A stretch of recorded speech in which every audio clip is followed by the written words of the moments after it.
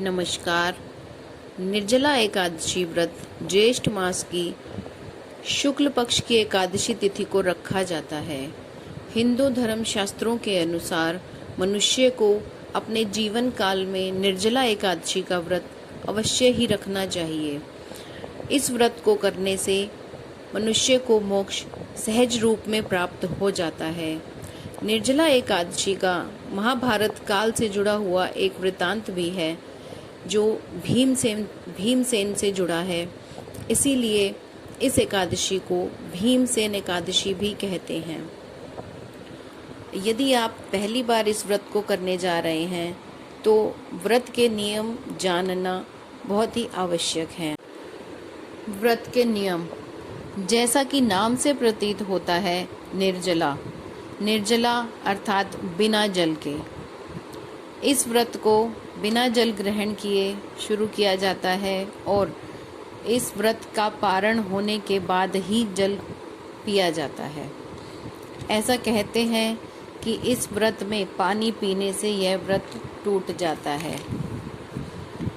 व्रत रखने वाले को इस दिन चावल भी नहीं खाने चाहिए और जो लोग इस दिन व्रत नहीं रखते हैं उन्हें भी इस दिन चावल नहीं खाने चाहिए।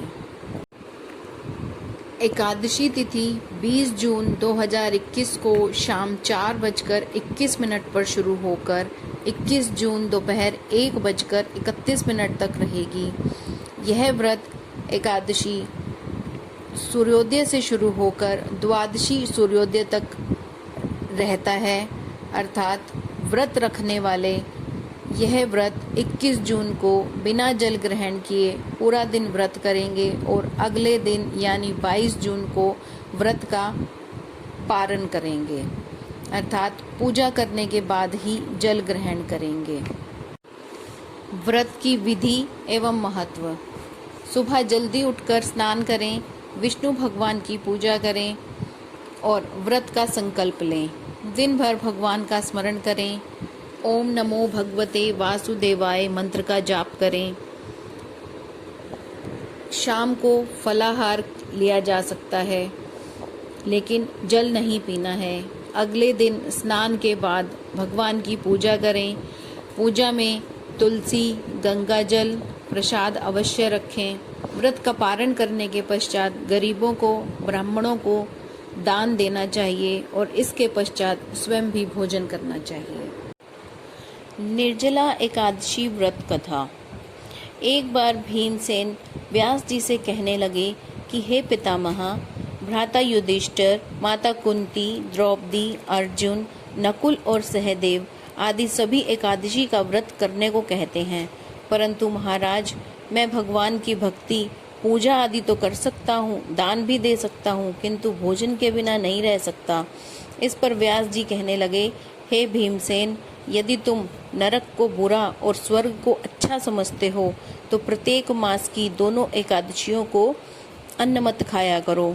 इस पर भीम बोले, हे पितामह, मैं तो पहले ही कह चुका हूँ कि मैं भूख सहन नहीं कर सकता। यदि वर्ष भर में कोई एक ही व्रत हो तो वो मैं रख सकता हूँ, क्योंकि मेरे पेट में वृक नामक अग्नि है जिसके कारण मैं भोजन किए बिना नहीं रह सकता। भोजन करने से वह शांत रहती है, इसीलिए पूरा उपवास तो क्या, मेरे लिए एक समय भी बिना भोजन के रहना कठिन है। अतः आप मुझे कोई ऐसा व्रत बताइए जो वर्ष में केवल एक ही बार करना पड़े और मुझे स्वर्ग की प्राप्ति हो जाए। इस पर श्री व्यास जी विचार करके कहने लगे कि हे पुत्र, बड़े बड़े ऋषियों ने बहुत शास्त्र आदि बनाए हैं जिनसे बिना धन के थोड़े परिश्रम से ही स्वर्ग की प्राप्ति हो सकती है। इसी प्रकार शास्त्रों में दोनों पक्षों की एकादशी का व्रत मुक्ति के लिए रखा जाता है। ऐसा सुनकर भीमसेन घबराकर कांपने लगे और व्यास जी से कोई दूसरा उपाय बताने की विनती करने लगे।